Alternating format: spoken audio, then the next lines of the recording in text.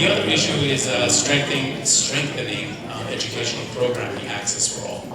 So as you get overcapacity in schools, some of the areas that are used for special programs have to get converted to being used as classroom. So what we're trying to do is avoid that. We want to have some of the programs that exist now and expand them into other schools as well. And then part of this is to make sure that the boundaries of the districts accommodate an efficient transportation process. So we don't have buses traveling the same street multiple times, picking up kids who go to different schools. So we're going to try to address the issues of transportation and hopefully create a more efficient transportation system. So one of the things that I always like to do before I start a redistricting project is outline the objectives. Because as the process happens, you can point to this list and say, okay, we moved this neighborhood from this school to this school because it met one of these issues. And this is an outline of how we're going to go about actually doing the adjustments. So the first thing to do is to balance the attendance areas and match it with the school capacities. We want to account for future growth. We want to optimize the utilization of the schools. As I mentioned, we want to make sure that we strengthen educational programming and resources.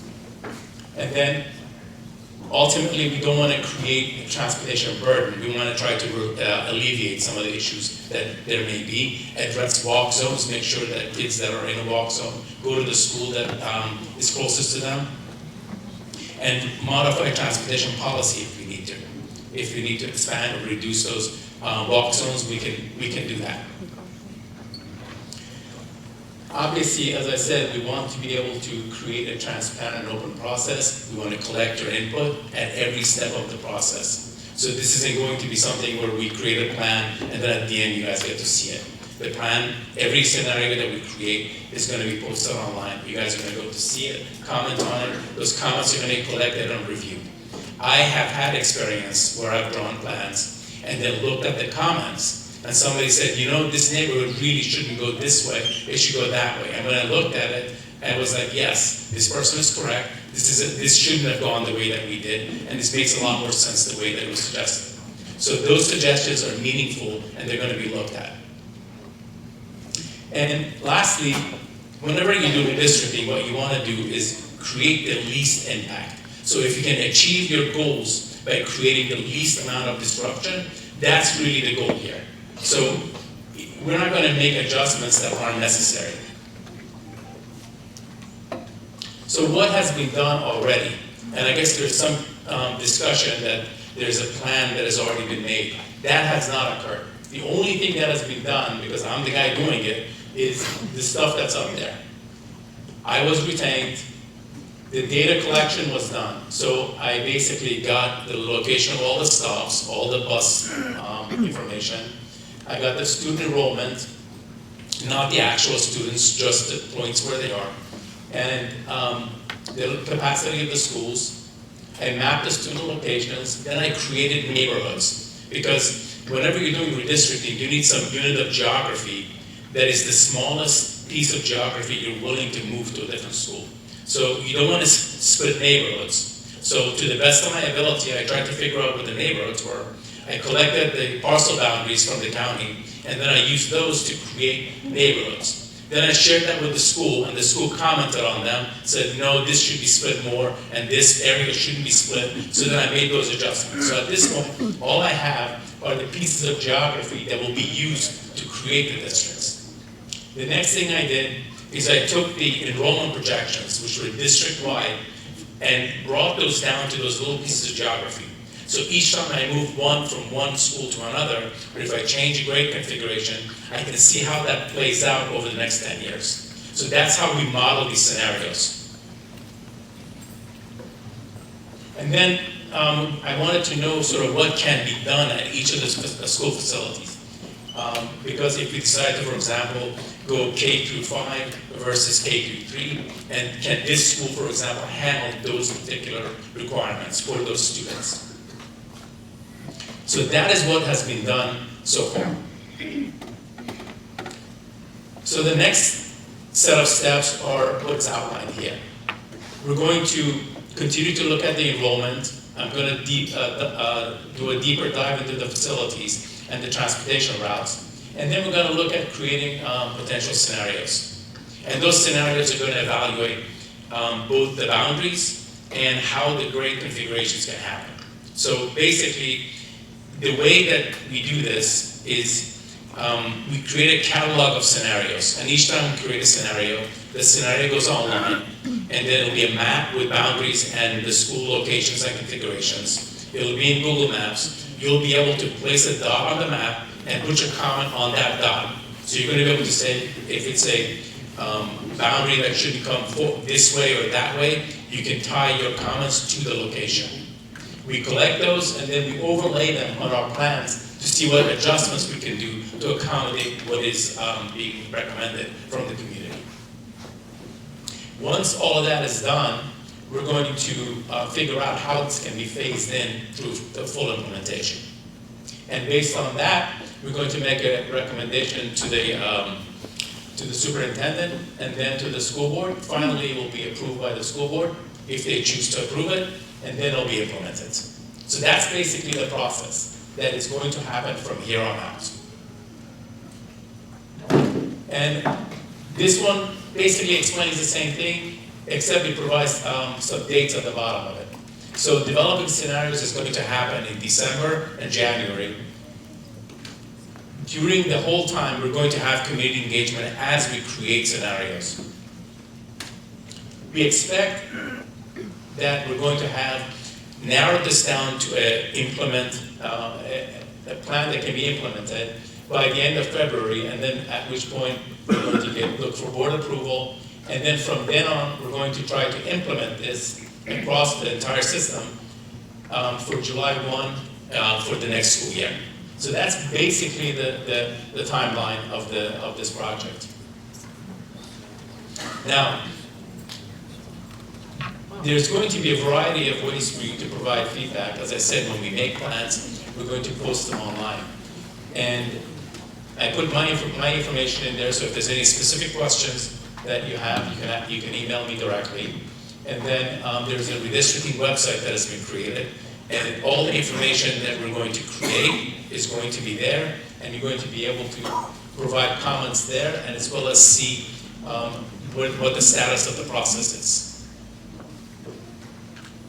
So at this point, if you guys have any questions specifically to my presentation, we can take those. So in the next 2 months, you're going to have all of this. Excuse me, I'm gonna, so we'll use the mic so that everyone can hear and that community members on Zoom. Sorry. So in the next 2 months, you're gonna have this all figured out? February is what you had said? We're going to create the scenarios over the next 2 months.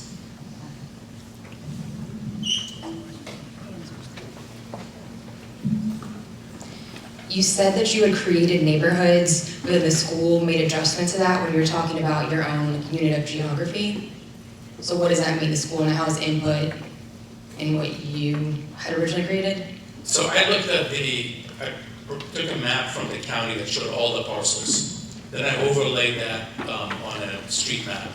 And then I tried to figure out which are the neighborhoods. So for example, if I saw a bunch of houses that were next to each other, I grouped them together so that your neighborhood wouldn't be split between two different schools. And I tried to make that as small as I could without disrupting neighborhoods. So then, to answer your question, because I don't live here, I gave the map to the school district, to the other staff to look at and to see if there was anything that I got wrong. For example, did I draw a line in the middle of a neighborhood that I didn't understand to be a neighborhood? Okay. Frederick, come out here. Hi there. I just had a question. I understand the neighborhoods, but I guess I'm curious as to how much weight is being given to like the socioeconomic and diversity of neighborhoods. So I understand not splitting a neighborhood, but like Ravine, for instance, where my child goes, is one of, I think, maybe the more like kind of diverse representation of the town as a whole. And I guess the scenarios I could think of, I mean, I could assume where I live, I could proximity-wise reasonably see my whole area tracking to one school. And my area makes up a very diverse population for the town. And so I guess I'm trying to wrap my head around how it wouldn't kind of look like one extremely diverse school in, yeah, I kind of want to say, like segregation of some sort. It's like I don't understand how we can establish that, because logistically, a very diverse area of the town would end up tracking reasonably to one school. So I guess I'm curious as to how much weight is being given to that factor, like the diversity of our schools and keeping them, yeah, balanced. So that gets a little bit, at this stage of the process, there isn't anything. Because all I did is I looked at the neighborhood and I said, okay, if I want to draw a line, I don't want to go through the middle of this neighborhood. So I'm going to make this in one unit of geography, and then either go with this school or that school. So that at this point, all I've done is that. So once we start the process,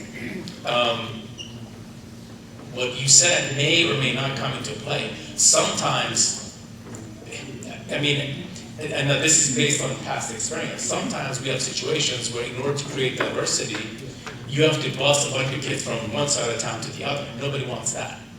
So you have to make a decision as to whether diversity is so important that you're willing to bus kids, or it is where it falls in the list. And that's a decision that's going to be made sort of by everybody here, because some plans are going to track more with people and some others won't. Just for context, I guess my question would be, you had mentioned in the beginning that Strathmore was like, right, it had hit its capacity and kids were having to be diverted.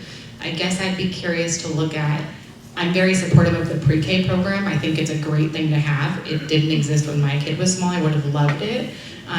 But how many of the pre-K classes in Strathmore might be factoring into K-3 kids being displaced? And if we're gonna offer a pre-K program, shouldn't it not come at the cost of displacing K-3 kids? So like, could the pre-K classrooms in Strathmore be moved to, like, say, Cambridge, I don't know, some other school where, like, if that's something we're affording our town, that's, I don't want to say a luxury, but it's a great thing that we're doing, but could those classrooms be relocated? And maybe there is a little bit of effort or accommodation in getting the pre-K kids to those classrooms if we're going to offer that program. I guess that would be my curiosity. So that's actually one of the questions that are in the second part.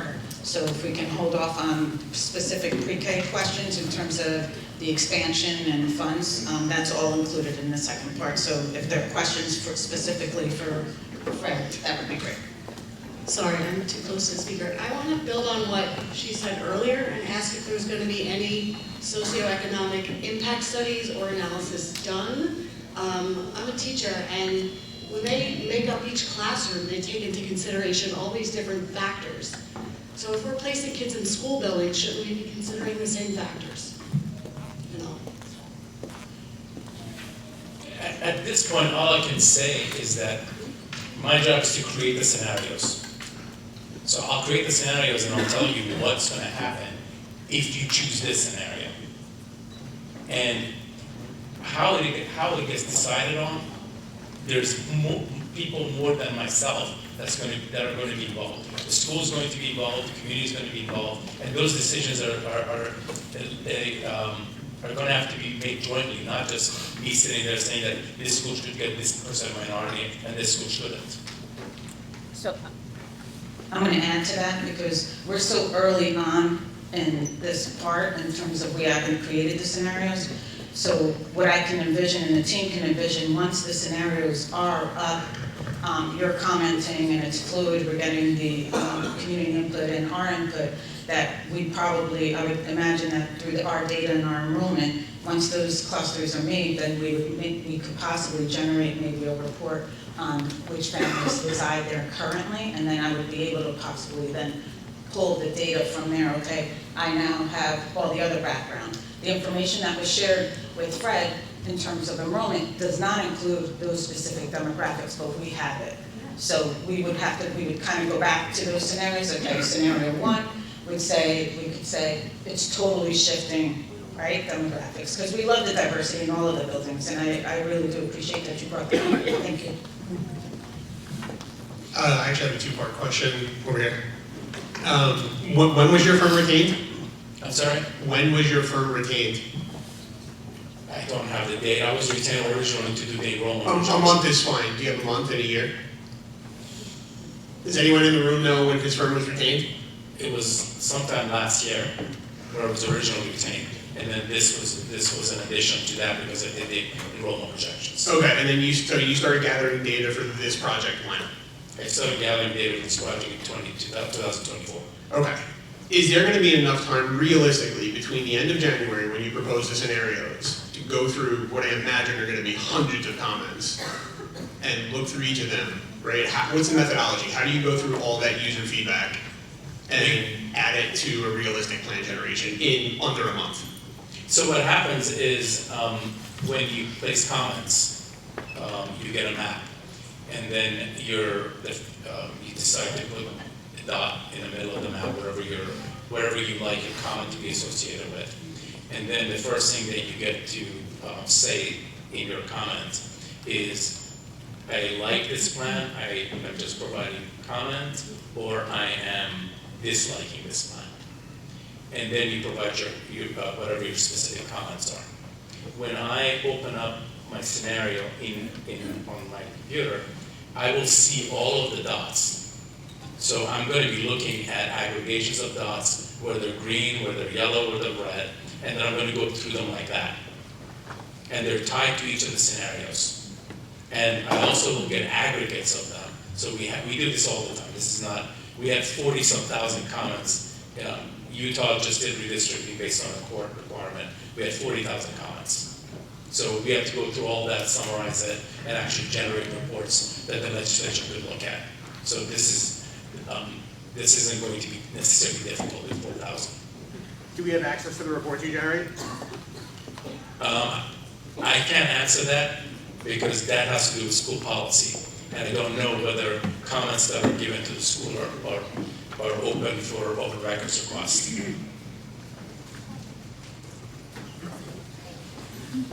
I know you mentioned it briefly, but has it been considered making Lloyd Road a fourth elementary school and then making the other three K through 5? All of those things are being considered. So is that one of the considerations? Yes, that'll be one of the things that I'm going to try out. I think you might have submitted a question and I included it in the Q&A as well. Will the implementation date affect kids who are already in that school?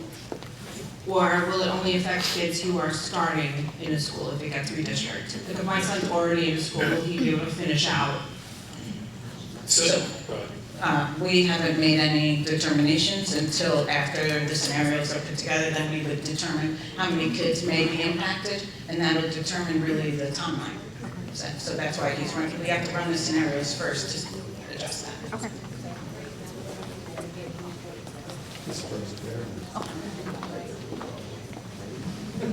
Hi there. So the question is, when was the neighborhood plan initially finished before it went back to the schools for comments, like rough timeline? it was about a month ago. Okay.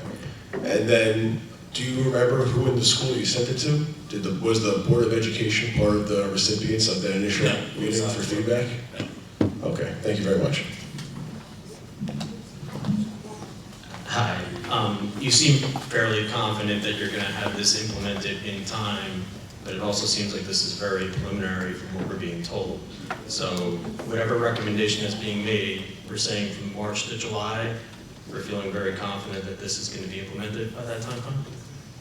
If we don't know what the answers are, it's going to be difficult to kind of say, by July we're going to know exactly how we're proceeding. So the creation of the scenarios doesn't take that much time, because I just sit in front of the computer and say, okay, with these students. I mean, the hard work is creating data, which is already done. So at this point, I just sit there and say, okay, what happens if you make these 3 schools be pre-K to 3? What does the numbers look like over the next 10 years? And it's a little spreadsheet, just tells me what it is. And then I can just move to the next scenario and the next one. So I can do 20 of them in one day. It's not like particularly complicated. The lengthy part is getting comments and then seeing which of those can be implemented. And for the school ultimately to decide which of the scenarios they want to implement and make sense to implement. Two-part question. Last board meeting, it was mentioned that demography report was done about 10 years ago. Did you look at those to see how far off or on point those were? Absolutely. And what was the standard deviation? What was that looking like from the population growth estimate versus actual? So I looked at all of the projections and then I overlaid it with what has actually occurred. In some of it was good and some of it was off. And what did you do to take that into account for this scenario? I'm sorry? Did you do anything to take that into account for this scenario? Where it was good and where it was bad? Well, what was good and what was bad had to do with just their way of doing projections. And I mean, to be clear, projecting something 10 years out depends on a lot of different factors. But this decision will impact for the future as well, so. Absolutely. And could be 10 years. Well, you look at the numbers, you look at the trends, you look at the student population as it exists and how it's performed in the past, and you project that forward. Now, no one can foresee a pandemic, change in the financial status, change in transportation networks, jobs. There's a lot of things that affect student population. And as you get further out in 10 years, your confidence is less and less. That makes sense. Last part of my question is, in your first slide you mentioned something around educational programming and strengthening. What deficits did you see and how does redistricting directly impact that? As you fill more students into a building that is already at capacity, you have to put those students somewhere. So you have to start looking at converting spaces that are used for other activities into classrooms. That's basically all you can do, or increasing the classroom sizes. There's really no other way to handle it. And well, it is. I think he's implying that you would take the speech room or the occupational therapy space and turn it into a classroom. Yeah.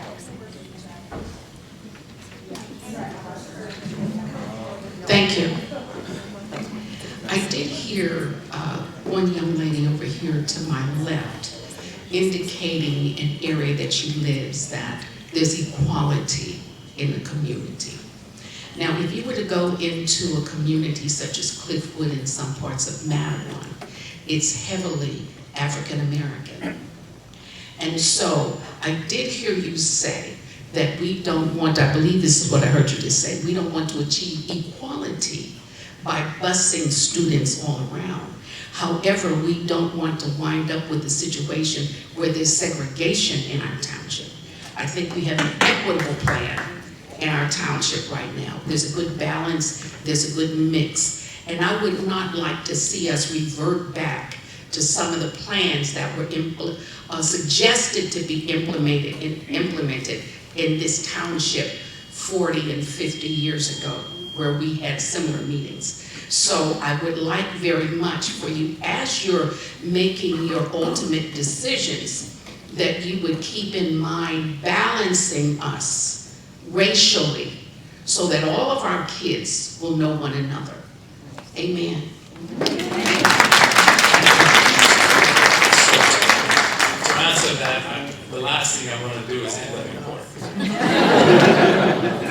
And it has happened to schools where they drew plans and not realizing it, they split along racial boundaries. And their plans ended up in court, even though they had no idea that they had done it. It still ended up in the same place. So now, knowing that, we look at that. So I don't want to unintentionally create a situation where when you look at the map and you overlay different minorities, it looks like it was an intentional act. I also want to.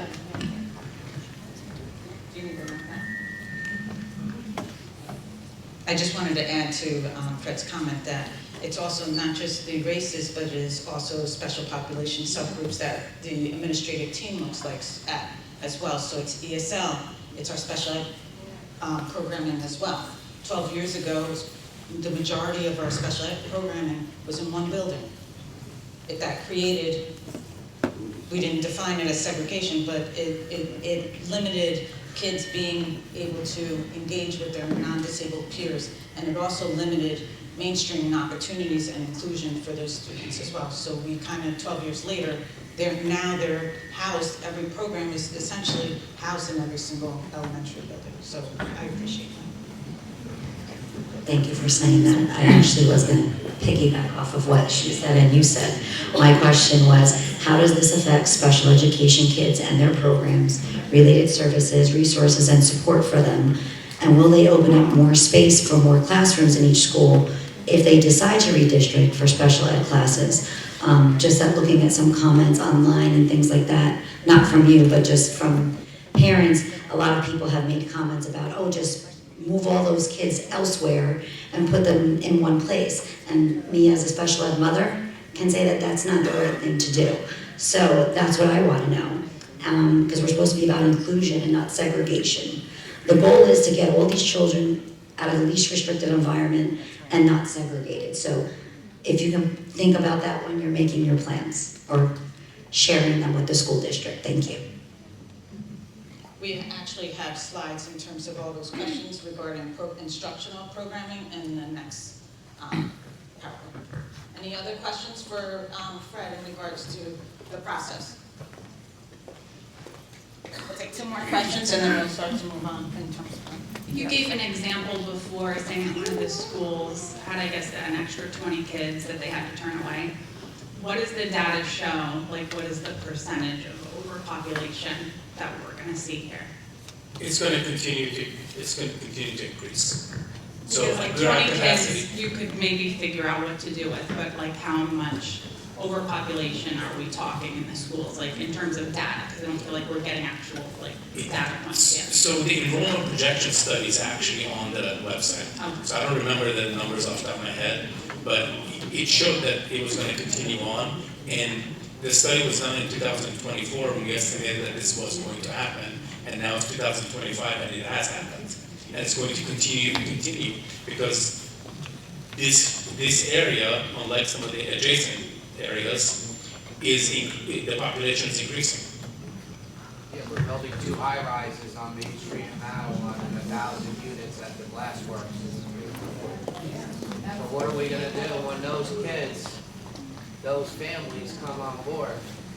If we're 20 short today, we could be 100 short next year, once these projects are done. So to just briefly explain about the development, I did take that into account when I was doing the enrollment projections. Right.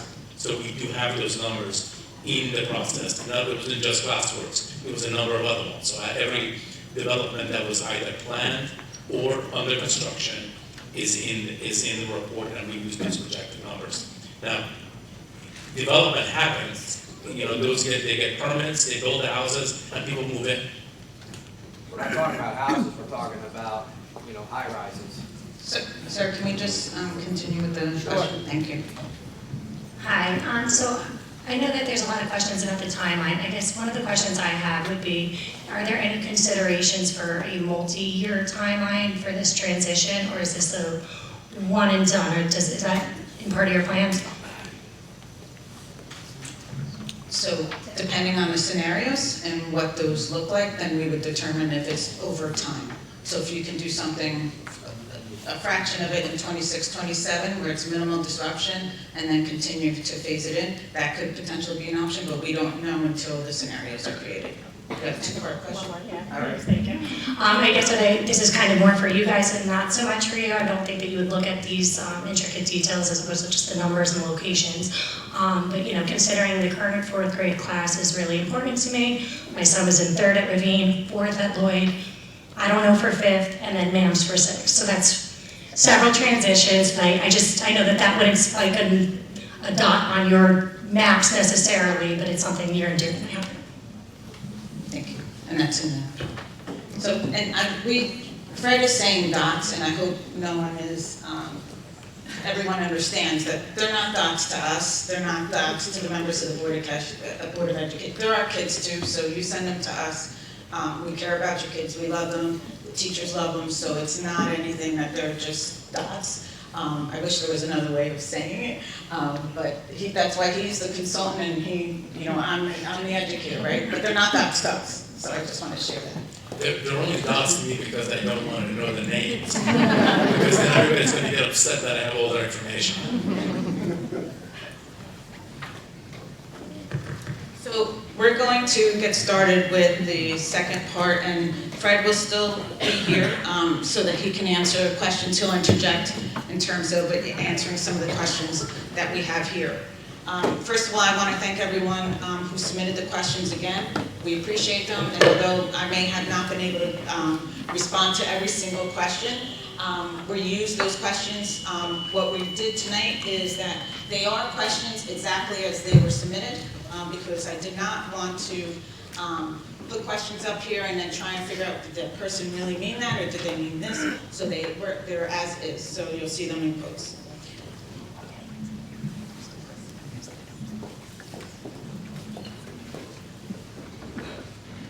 So this part, we're going to talk about in elementary enrollment, elementary demographics. We're going to review questions as submitted. All the questions that were submitted, I created themes, subgroups, whatever we want to call them, and these are the topics, and that's how we'll go through them. The why we're considering and exploring redistricting, transportation, the school assignments and instructional programming, facilities, and preschool. Please hold any questions so we can kind of get through as many questions as we can, and then we will turn it over to you all for additional questions. Like I mentioned, we will start our Board of Education meeting at 7. However, we're allowing, obviously, ample time for you to stay and also continue with public comments. You have on your tables pencils. We're going to play like school. You have pencils, you have index cards, so please jot your questions down. I know some of you were writing them in your notebook. It will help us because then I will update the FAQ and keep that kind of that document current with your questions, so everyone will be able to see that. So it'll be almost like a live document each week. So don't take away the index cards, leave them. Again, remember, acknowledge and respect different perspectives, listen and speak with an open mind, and stay on topic to ensure all voices are heard, and be solution focused. Okay, so you all have been speaking to this, so here's some of the data. So this is our district data, elementary schools, school year 24-25, enrollment 25-26. And I can see a lot of you are taking pictures, absolutely go ahead. This also will be posted on the district website, so you'll have access to all of this. There's some links I'm going to point out as well, so you'll have this. So what this is showing us over the past 2 years, if you look going down, which schools they are, then moving from left to right. So Lloyd Road basically is flat in terms of enrollment. Stratford has increased, Ravine Drive has increased, Cliffwood has increased. We've increased by 61 students in elementary from last school year to this school year. So this data comes from our snapshot. Every school district on October 15th is required to take a snapshot of student enrollment, and you provide that to the Department of Education. Then what happens in the springtime, that information gets uploaded to the New Jersey School Performance Report. You're more than welcome to go on to the New Jersey School Performance site. You can see years worth of data for individual buildings, individual school districts, both within our area, within our county, and within the state. So all this information becomes public. This is President of the Clifford. Okay, so the next one, the background demographics. You just all talked about this, so here it is. So this is this school year, based on our snapshot, and the reason we wanted to show you this is that we are diverse in every way, right? So just quick example, so if you look at subgroup Hispanic population, it's almost the same at all 4 buildings. As educators, we actually use this data, and the data was presented in October to the Board of Education when we look at the tests our students take in the springtime in grades 3, 4, 5, 6, 7, 8, 9, 10.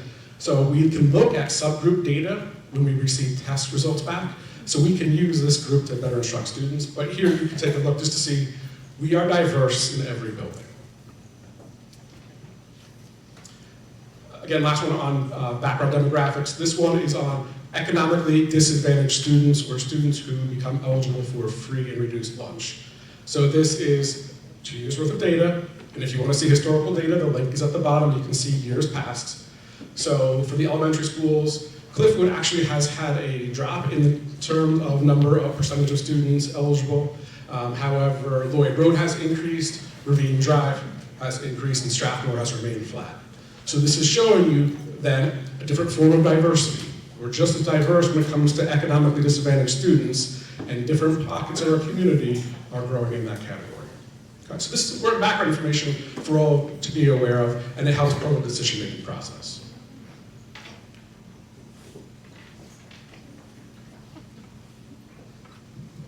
So the why you heard Fred mention about the demography study that was conducted last year. Also, it's about planning for future. It's about planning for next year. We're constantly thinking and what are we going to do next year? So we have this year we opened up a new classroom before the first week of opening up school. Those are scenarios that we think of, and the reason why we need to look into this and explore, because we do not want to fall into those situations. Those situations can be impactful to not only families who think that they're going to one building and then now they're going to a new building because we don't want class sizes to 28 at elementary, but the other piece too is those things are sometimes not budgeted for. So the example that Fred gave, that classroom that we opened up, some of those students had to be transported to Ravine Drive or to Cliffwood, whichever building they were going to, that we had to reassign them to. The other piece is sometimes that staff member is not projected. That impacts the budget as well. And it also impacts if we don't have a teacher the first day of school because we had to open up a classroom that's a last minute decision. So we want to plan for things like that. So that's why we decided to explore it based off of the recommendation. The other piece is that not only it's also facility usage across all districts, ensuring that we're using and maximizing all of the space. We do not want one building that's overutilized, where there isn't any space, where we're seeing traffic patterns increase on one side, on the other side where there are 150 students less in an elementary building. We're trying to balance that, and we want to see how can we do that. I don't know, that's why we retained Fred, and so he can help us digest that. We also, and I mentioned, in terms of instructional priorities, we want to make sure that they're balanced and supportive. The minute that you increase class sizes, is that right? Is that the best decision to have 28 to 30 students in an elementary building? Is that the right thing to do? Because we want to just stay in the boundaries that we've had for over 20 years. Again, that's why we're exploring. One of the questions that came in, another one, is how can the district ensure that the redistricting process is inclusive of community feedback and address the diverse needs of families, while also providing a clear plan to manage current and future overcrowding in schools? So we're committed to the process to alleviate any of those challenges. We want to support a long-term vision. It's not for this year, it's for years to come. And as Fred mentioned, we don't have a crystal ball. We don't know, if something will happen in 10 years, budget, financial constraints, transportation, etc. But we want to do what's right for the community, what's right for our kids, and plan for those things. We absolutely recognize that whatever we're doing here and what our discussions does impact families, and it impacts our kids, and it impacts our staff. Whether it's emotional, logistical, educational, we recognize that, but again, throughout the process, we're thinking of those things and making sure that we make any decisions moving forward that has the least impact. To ensure the process is inclusive and thoughtful of our community members, We ask that you continue to use the avenues that we have set forth thus far, which is tonight, and again, thank you. We're asking for staff input. We've done each building we've gone to already, just to let them know it's a process. We're welcoming their feedback. And a lot of our staff members actually live here. So they could perhaps give perspectives from both as mom and also as staff member. And of course, the open board discussions, which are every month, twice a month. And the calendar is online. The goal is to create authentic opportunities for all stakeholders to respectfully voice their experiences and ask questions. Our redistricting efforts it's not about changing just the boundaries, it's about ensuring that we are looking at these things closely and we're listening to everyone and considering every option. And then transportation, Ms. Case?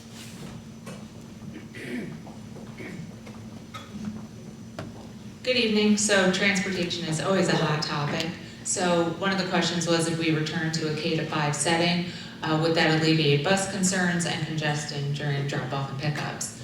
At this time, we're still exploring all avenues, so we have not, but what we will keep in mind is balancing school assignments while trying to optimize those routes, improving the efficiency of bus stops, optimizing clusters and neighborhoods, right? Those are those centralized bus stops that we continue to kind of go out and do field trips and see if they're working or not working and adjust accordingly. We have also minimized street crossings and we're working on those walking hazards, working with the towns. They've been so helpful to help us with additional crossing guards. We're ensuring that the schools have safe drop-off and pick-up locations. And the other thing that we've decided to do is also match the bus sizes to the route demands, and what we mean by that is really working with our vendors and our providers to kind of have 24 passenger vans, 29 passengers, and 54. That way we have safe and we can also optimize how many students are able to get on the bus. And keep in mind where we can bring those. A bus can never back up, so it always can present a challenge of kind of where we can fit and the best safe spaces to be picked up and dropped off. And we're trying to avoid large disparities among the students while they're taking the routes. So would a rezoning plan assign students to a school that's farther away than the current school they attend? That is a possibility as we're looking at all the data. So we're trying to balance that optimization and enrollment as we're looking at the projections over the next 10 years. We're going to strive to always minimize that travel time. We've also looked at, what routes would look like so that when they're traveling one way, they're then reversing that route the second way, so then everyone is equally on the bus, whether that's coming and going to school. And then we're also trying to work on our capacity, our equity, and our program needs based off that. And so our location will always be a priority, and then we're going to weigh that against all the considerations we talked about previously. With the 5 school schedules currently in operation, can redistricting reduce transportation conflicts? That is the hope. We need more than half an hour of time to get everybody to and from. As we saw this year with late enrollments, it was very challenging because we did have to open up an additional space. And with that, that made routes kind of go all over town instead of into a unique neighborhood, which causes many delays, and it has presented many problems. So we're going to be taking a look at that as well. We do always try to keep a few extra spaces on those routes. However, with what went on this year and enrollment going up, we were not able to do so. So as we continue to choose to keep Lloyd Road at an upper elementary or resolve transportation issues related to time and budgeting, again, we have to review that data before we can give an acceptable answer. But we'll continue to keep transportation and the budgeting that goes into this. And we're always going to try to keep improving that route and, again, watching and seeing who's taking it, how often it's used, making sure that those buses are used to the best capacity possible.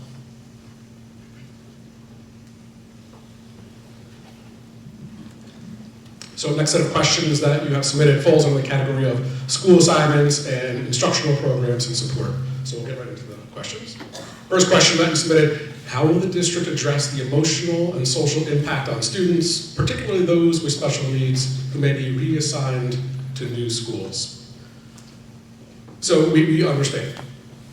This can be difficult, change can be difficult. We want to do what's best for students. We understand that there are different levels of support that you might need as parents and that students may need. We know that staff needs supports as well. And so we take this into consideration. Once we look at the scenarios, we start to the decision-making process, we take that into account. I'll give you a couple of examples. We already do transitions now. So when students leave one of the three pre-K 3 buildings to come here to Lloyd Road, we do a transition. Right? Students have a chance to come and visit the school. There's a summer orientation. When students leave here, go to the middle school. Same type of thing. There's a summer orientation for you and for students. So we've been doing this for a while, and so things that work in terms of transition, we're able then to expand it based on what the scenarios and the decision might be. Another example, look around the room. We have building principals and assistant principals, supervisors, district administrators, transportation is here, teaching staff is here, counselors are here, and here also online. So the room has plenty of educators here, and they're here for information, but they're also here to support you and to support your kids. They came out tonight to be part of the process because they want to support you. Next question, will the district consider a grandfathering option for students already integrated into their current school communities? So this is asking, is there some exception clauses? So this is an interesting suggestion. As we get further through the process, this is something, if appropriate, if it works, we could consider it. Next question, will pre-K through second graders be kept together in any redistricting plan? So that's a question that ties into scenarios. We're not there yet. But a question like this is something that we're going to hold on to. And when we get to the point where we're able to answer it in more detail, we can. The next one, will sibling placement continue to be a priority amidst changes? So yes, to the best of our ability. We do the best that we can now to keep siblings together, try to minimize impact on families. When we redistrict, same thing. We take the same approach, we try to minimize impact on families with siblings. The third question on here, why don't you place pre-K in trailers to have more space? No. Trailers are costly, right? It is not a permanent solution, and it's not appropriate for all school programs. Will families face annual redistricting concerns and disruptions to establish school communities? No, the intention of this, we bring Fred and his company on as a consultant so we can put together a long-term sustainable plan. You don't want to do this every year. We don't want to do this every year. We want to take something that is long-term, that works best for the community over time, so no. Will all special education programs be housed in one building? Follow-up, can you consider moving special ed programs to other schools? So no, the programs have to remain fluid in all buildings. We have special ed programs in all buildings now. That will remain true. Take a look at the second bullet. So some of you have been talking about this evening, and I'll read it. Housing in one building causes segregation, which we work diligently to solve and ensure inclusion across all buildings. So no, we will not be doing that. The next question. Why are children with behavior problems taking up classroom space when they should be in a different building? We could use those classrooms for the regular children. So I'm gonna pause for a moment. I'll address this. I'm gonna pause for a moment. And let's just look at the question. We do not. Excuse me, so the question, as I said before, someone did ask that. So in full transparency, we did not change any of the questions. So when it's related to our students, these are all of the questions, and we put them. We did not put the repetitive questions. That is not a repetitive question. So again, we do not speak about children as being regular, right? That's not an education term. That's not a term that's appropriate for us. We have a thoughtful response. We'll get that in just a moment. But questions like this, we cannot respond to moving forward.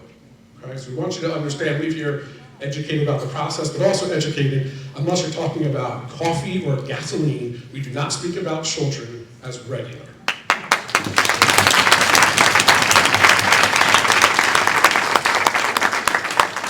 So again, our answer is here, and you have a chance to access this and read it in more detail, but we support all students. Every student has a right to learn in the best environment. And studies show that students who are with their peers, all students benefit. Will the district remain committed to offering gifted and talented programs, band, chorus, clubs, and other enrichment opportunities currently available at Lloyd Road for 4th and 5th graders, regardless of any redistricting or grade level reconfiguration? Yes. We are required by the New Jersey Department of Education for students to have access to gifted and talented, to be in music and chorus and in the arts program. That is not changing. So currently students have access to enrichment. They have access to fine art, to performing arts. They have access to band and chorus now, access to STEAM. That will not change. We're required to do it. It's the right thing to do anyway. So regardless of what scenario we move forward with, students continue to have access to these programs. Okay, this is an interesting question. Won't Cliffwood lose their Title I funding if their cohort is combined with some of Orine's population? Isn't this bad for students and the district as a whole? So if you remember, it's been a few minutes now, if you were to go back to one of the slides I first presented on economically disadvantaged students and that data, those data points help support this question. So here's the best way to look at this. This year, we have 2 schools who are receiving Title I funding, Cliffwood and Lloyd Road. So all of our students from all 3 elementary schools come here and they receive Title I funding. A few years ago, our middle school received Title I funding. So Title I funding, if you're unaware, and we can spend a lot of time talking about this, I'll be brief and try to do my best. Title I funding is federal money that comes to New Jersey. The Department of Ed then allocates it to schools who are in the most need. That funding follows the student. And that funding is meant to supplement, not replace, the local budget. So the takeaway from this is Title I funding shifts regularly anyway. So in this particular scenario, we wouldn't even be able to say that one school would get it or not get it. Staffing and planning, Dr. Ross.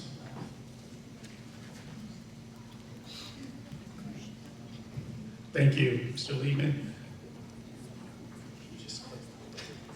So in terms of staffing, we talked a lot about dots, and just like we don't think our students are dots, we don't think our staff are dots either. We've been doing a lot of outreach already in terms of communicating with our staff. Although, as you've heard already, we don't have all of the answers or projections or scenarios at this time. So as we get those things and get that data and information, we're going to be doing more outreach with our staff.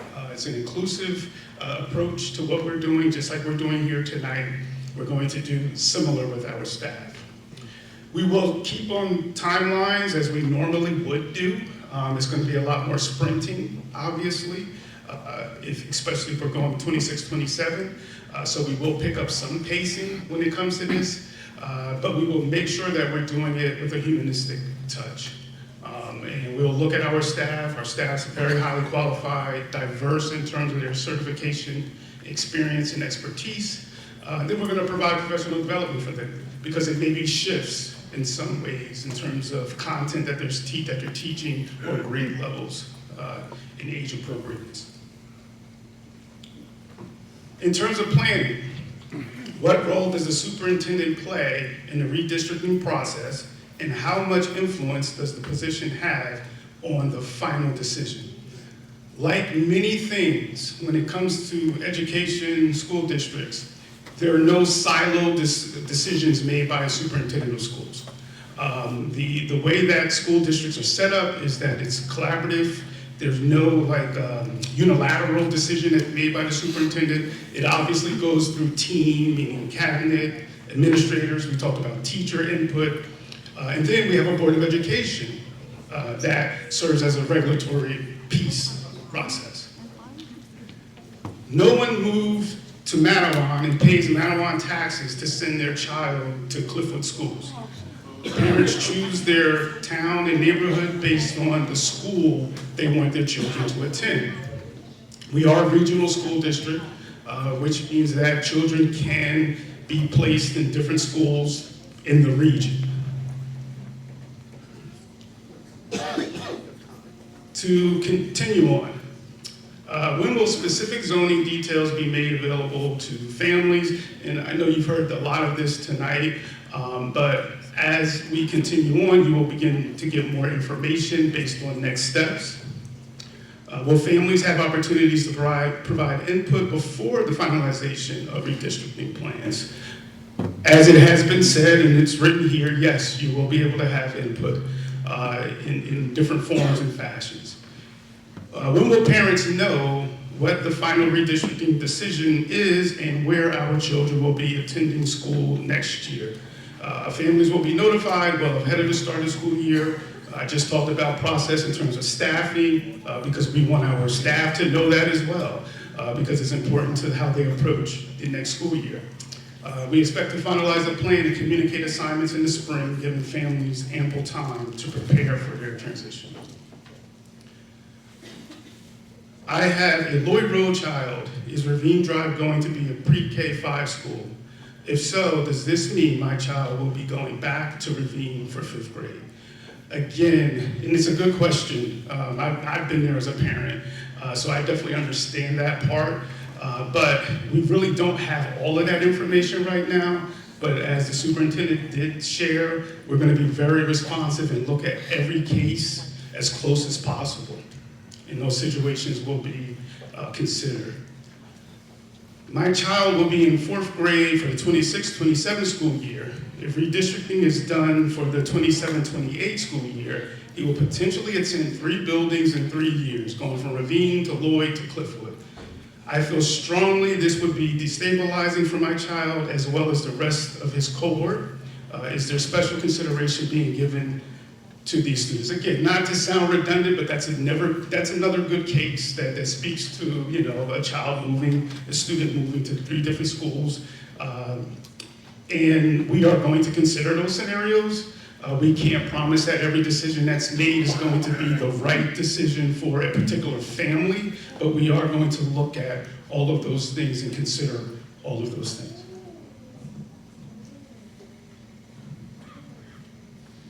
So why isn't redistricting based on geographical proximity to the school? It will be. We will be taking an important factor and look at that while we're dealing with the school boundaries. However, we're also going to account for balancing our school enrollment, ensuring equitable access, and making efficient use of our available classrooms. We've also been in touch with our architect to ensure that any projections that we have taken in our professional services in order. So they have helped along the way to ensure that our capacity levels are where they need to be. So you'll see that in some cases, assigning students to their closest school could lead to overcrowding in one building while leaving other space unused. We don't want that to happen, so again, that's why we're using our professional services so that we can make the best right decision. With the new influx of students coming to our district, will residents on Milton Avenue, Cliffwood remain at Ravine Elementary? At this point in time, it's too early to tell how those changes would impact schools and where they would be attending. So again, we just want to remind everyone that our goal is to develop a redistricting plan that best supports all students academically, socially, and logistically now and in the future. Obviously, we've been here before, so we want to make sure we're making the best right decision for all students. How does the district plan address overcrowding resulting from new development while maintaining the quality of education? If schools are overcrowded, how are towns still able to build? So the second question is not a question for the district. That's a question for your towns. And I would suggest kind of continue to stay involved, go to the town council meetings, etc. However, we are in communication, myself and the admin team.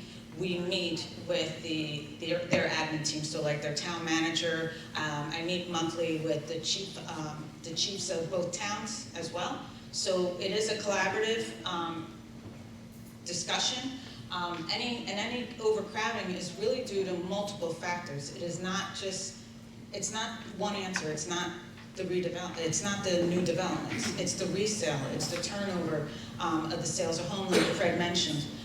It's growing families in our communities, right? So some of us, you know, for myself, I live the town next over, I can't afford to sell my house and just say, oh, I want to move over to, down south or somewhere, because the rising cost of the homes. So some people are choosing, okay, I'll add on to my house. So they're staying there, there might be two families or mother-daughter. So those are changes that are happening in the community, which we embrace. And any potential new development, as Fred mentioned, anything potential that is included in demography studies, so those are things that we are also considering as well. What solutions are available for schools that are already overpopulated before considering further development or redistricting? So we laid it out, we're reviewing, obviously the solutions are review our current classroom layouts to increase capacity in the buildings, as I mentioned. Exploring flexible grade level assignments, is that an option? The review of programs to optimize building utilization, as we mentioned earlier, whether it's a change of room for services, supports, the use of the demographic study, program enrollment and enrollment projections, continuing to look at that, those transportation routes. If we can solve some of our challenges that we have with transportation through this process, that's a win. That is a win, because we might be able to, and there are challenges that community members have brought up. Why don't we have transportation for students that are crossing the highway? If that is one thing that came out of this whole exploration, that is a win for the community, because then we're ensuring that our kids get to school safely. Facility usage, again, evaluating the facilities to identify areas of need and to support sustainable long-term growth. In terms of preschool, I'm watching the time, so I'm going to get through this as much, most of these questions, because there were a lot of questions here. First of all, I want to emphasize, I want you to understand preschool expansion and a little bit of the historical perspective, because some of the questions that we have, we understand them, but you may not understand the answers or the why behind it. So we were approved for PEA, Preschool Expansion Aid funds in February 2021. If you remember, we were back at school hybrid. We were required to open up. We applied in November for that application when they determined that the towns were eligible for preschool. We applied and we got kids here in February of 2021 with masks. Prior to 2020, the district offered tuition-based preschool for 51 half-day students and 45 full-day students. To maximize inclusion, the superintendent and the board made a decision, how can we maximize inclusion? We rolled out in 2021, we began offering full-day preschool to align with the state model, which was still tuition-based. The district has been committed for years to early learning. The current Cambridge Park, that building, half of that was preschool for years, and it was a homegrown program. We're continuing to remain committed to preschool for early learning, and we're continuing to adhere to those standards. During the application process, the district reached out to multiple community providers in both towns, Aberdeen and Matawan. And as required, we have to follow the requirements, which include square footage, per pupil costs, staffing certifications, and professional development. Now, did every provider at that time, were they eligible? No. It did not meet the requirements of the Department of Education because of either one, two, or maybe all of them, and they were not able to participate and be partners with the district. The district currently partners with Lightbridge Academy, who currently has 2 classrooms. The location of classrooms in the buildings can vary year to year, depending on need, and that's we determine all of that as we're planning for the upcoming school year. Our current enrollment is inclusive of preschool disabled. We're required to run a preschool disabled program. We are not funded for special ed with our preschool expansion funds. That's coming out of local. At Cambridge Park, we have 18 classrooms, Strathmore 2, Ravine 5, and Cliffwood 7.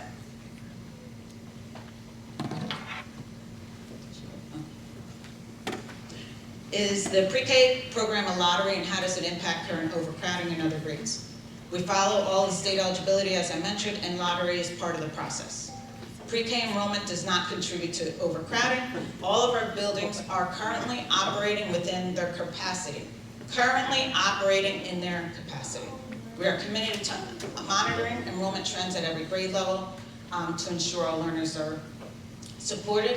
Preschool expansion has been planned carefully to avoid any disruption to K-5 elementary program, and we will continue to plan that way.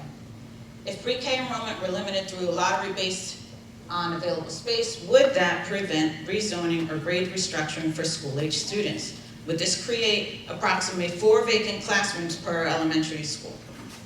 Yes. Limiting the lottery would not resolve the underlying issue with the enrollment across K-5.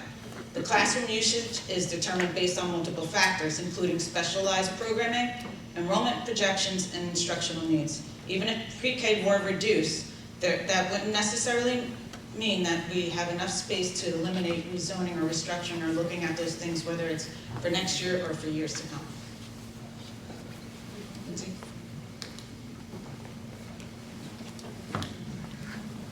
Would the declining of the pre-K3 grant reduce or resolve the current overcrowding concerns? How does the grant benefit K-5 students who must be educated by law compared with pre-K, which is optional?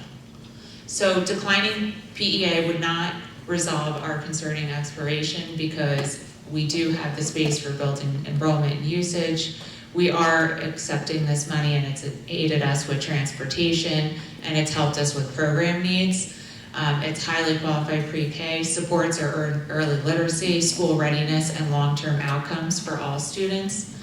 And pre-K is a strategic investment. The state felt that this was a strategic investment.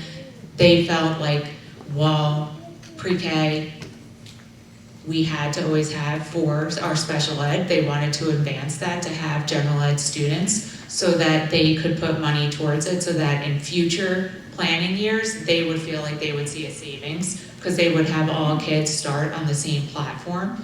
So New Jersey has backed this. They are currently having this as an annual legislative funding source. They do not have it as a statutory requirement at the current time. Their statutory requirement is still K-12. However, every single year they continue to put and increase their annual legislative funding towards the preschool expansion grant. All right. Isn't it true then that you are choosing the $7.8 million in grant money over our school-age kids? That grant money legally should not only be spent on pre-K, so it doesn't benefit our school-age children. Paying teachers more, giving them benefits, does not benefit our school-age kids. Allowing a lottery for low income or need of early intervention would help the pre-K students that need it most, while not taking from our school-age kids. How can you justify doing anything other than reducing the chaos of pre-K that you've allowed because you were blinded by the grant money? We are still committed to supporting both our youngest learners and our school-age students. We're committed to offering early learning opportunities and building a strong foundation. We have always been required to ensure child find for our pre-K learners for special education. We have not taken actually away from school-age children because we are utilizing the money that we're receiving for preschool general ed students. And what we've had the ability to do is also utilize that funding so that it helps us support all the buildings that are receiving pre-K students. It's given us the ability to have shared status so that we can increase our social work or increase our guidance counselors through the building. It's helped support our custodial contract that we've had throughout the district. It's also helped support transportation. It's helped purchase buses. It's helped us purchase playgrounds for many of the buildings. So those costs have been helped to offset costs that have then been able to put more money into the K-5 as well as all K-12 programming. So our goal is never to choose one group over another, but to grow our district so that every student from preschool to high school has the foundation for success. Okay. So the QR code that we had at the end of Fred's presentation is up here again. There are plenty of opportunities for you to give feedback as the process continues. A couple of things. You've been fantastic. This has been a great audience. Thank you so much if you're at home on Zoom or you're here in person, that you're engaged in the process. You being here is important to us. Second, happy Thanksgiving. I don't think we had an opportunity to say that yet, so we have a holiday weekend coming up. We want to wish you all the best. Don't go anywhere. Here's what we're going to do next. We have 5 minutes before we have to open up our board meeting. We have time for a couple of questions. Then we do have to stop at 7. The board will then come up to the dais. They're going to open up the meeting, and then we'll go through that process. So, Mrs. Perez, if you want to, she's got the mic.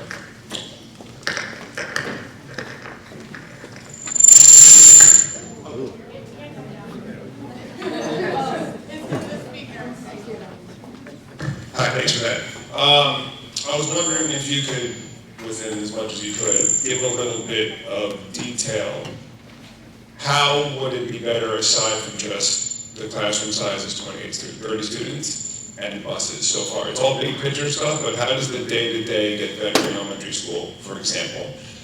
From my good experience here so far, the special ed program is struggling to keep people in place. Schedules are changing, it's a little all over the place, right? Service hours have been cut in half this year compared to last year. So how will your district help that? And furthermore, how does it help get taking our teachers off of carts and into their own room where they're not fighting over the same space? All the typical things that happen in elementary school, not enough space. Is that going to make those experiences better for our students, aside from just 28 kids in a classroom and better busing? Like, how's the other finite experiences get better compared to what it is now? Thank you. Mike, you want to answer the programming and then I'll piggyback?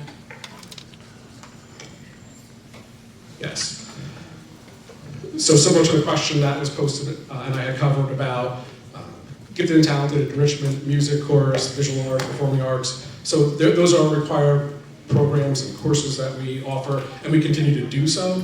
So what we can say now in the short amount of time, 2 things. We continue to offer those and do what's best for kids, and if we need more parents, if you need more detailed answers on those things, then this is great. So you're giving us those questions. We can construct more detailed answers and satisfy those questions that you're asking.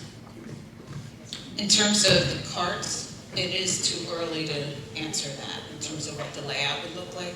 We are always looking at and looking for space, but as we mentioned in one of the slides, in terms of code and what allowable space we can use for, say, an art class. What I think we can use for an art class, I say a lot of suggestions. However, then I have Ms. Case or Mr. Carlson, who's facilities, say, no, you can't use that space for that because it's not approved for X, Y, and Z. But we are considering, all of those options.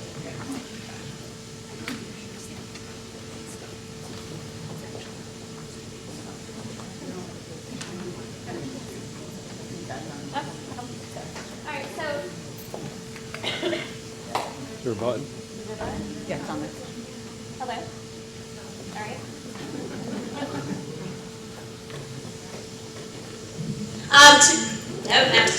To piggyback off of that, kind of my questioning would go hand in hand with that 25, 30 years ago. I was in Strathmore K-5, we had an art room, we had a music room, we had a library with the librarian, we had a computer lab, we had 4 to 5 classes per grade level. Is that something that could possibly work with the current populations that we are going to? Oh my God, sorry. Is that something that we can possibly return to with the demographics that we're looking at? So that's going to be a scenario that Fred is going to take, he's going to run through his system, and then we'll have a chance to comment on. So that's exactly what Fred's work is going to do. Is there going to be any consideration with the proposed redistricting given to siblings that are currently separated but could be in the same school? Yes, so we always prioritize as much as possible siblings and trying to keep them together. Sometimes it doesn't work out, particularly if you have a preschooler and maybe someone, your child's at Strathmore, it might not work out. But we do try to keep them together, so then this way you're not running to 2 different. Correct. Yep, all considerations.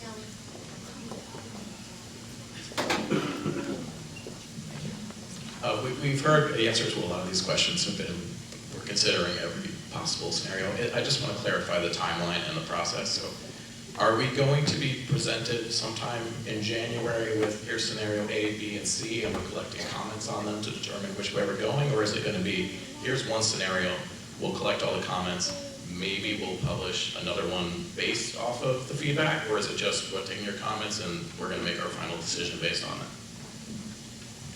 Or can you help with that?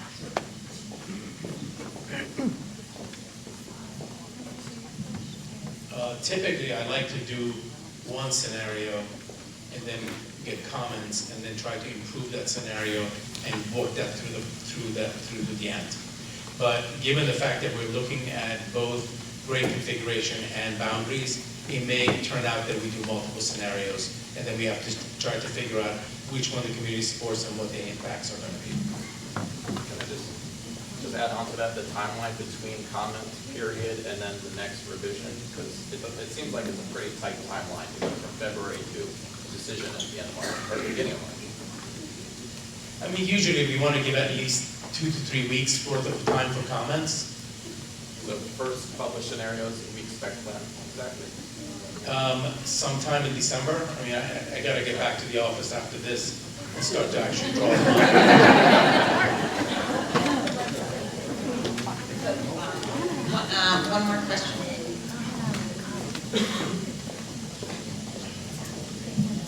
I have 3 children in the school system, 3rd grade, 1st grade, and pre-K. You guys said that the pre-K is not impacting or overcrowding. I noticed Cliffwood has 7 pre-K classrooms. What qualifies to be a pre-K classroom? Because my understanding was if they have a bathroom. My kid's in a classroom that does not have a bathroom, so it's already taking away from a classroom, and this is coming from a mom who has a kid in the pre-K system. So I wonder how that isn't impacting our schools already. And my second part is, my one child gets, or used to get, basic skills program. She struggles in reading and needs the additional help. Beginning this year, she no longer gets that. So the kids that are no longer getting the help that they needed, I know there's the gifted and talented, but there's the kids that need the help getting up there. With the redistricting, will you guys consider bringing basic skills back to all the schools?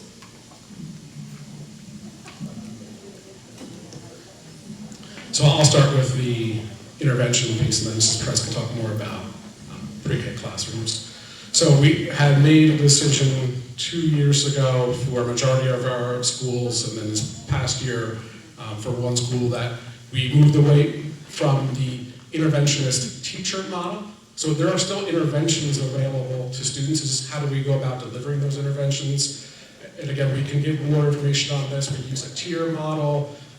There's Tier 1, which is a majority of students, Tier 2, which is a smaller group, then Tier 3, who need very specific help. So we continue to follow that model.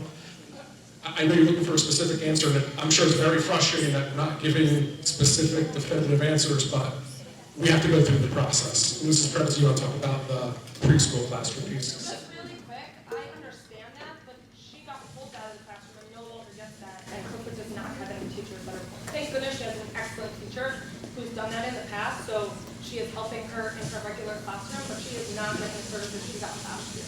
So the description of they're still going by the tier isn't really accurate because she's not getting the help she was getting as of last year.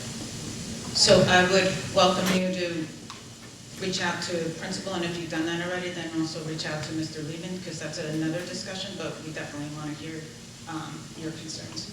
In regards to the question about the preschool and, say, the bathrooms, so when the DOE puts out their the application process and enrollment, and so right now we're submitting information for next year to the state because we're already working on budget for next year. We had to submit that information. In that process, the questions are, do the classrooms have bathrooms? If they don't, are you submitting a waiver? So the DOE does allow for a waiver for the bathroom. However, they come on site every single year and inspect to ensure that the waiver is, it's okay. So and then they will ask, will you have staff to walk the children to the bathroom, so they're never alone. So that's one thing.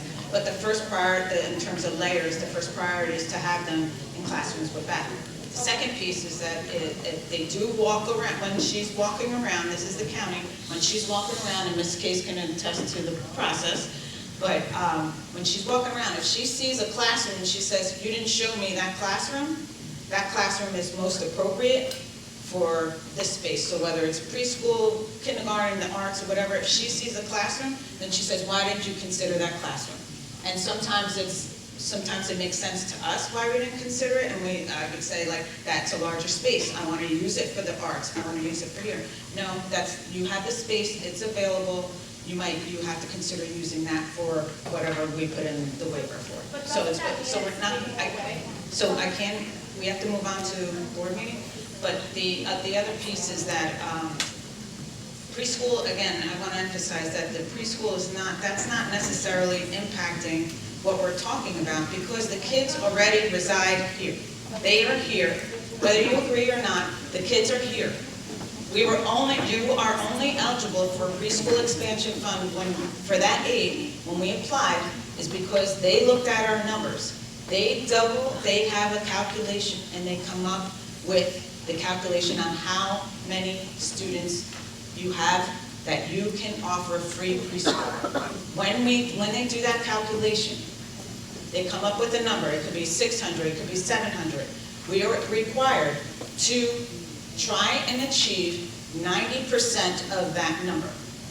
Okay? So when we applied, did we bring in 500 kids in February during COVID? 100% no. We did not. It was phased over time while monitoring the enrollment and where we were at the time. And that's kind of where we are with preschool. So right now, the preschool is here. We looked at that enrollment, and we continue to look at that. Should it be impacting, they'll ask us and they'll say, is it impacting, special ed? Are we losing spots because we're enrolling gen ed? Those sorts of questions, and so we do have to answer to that.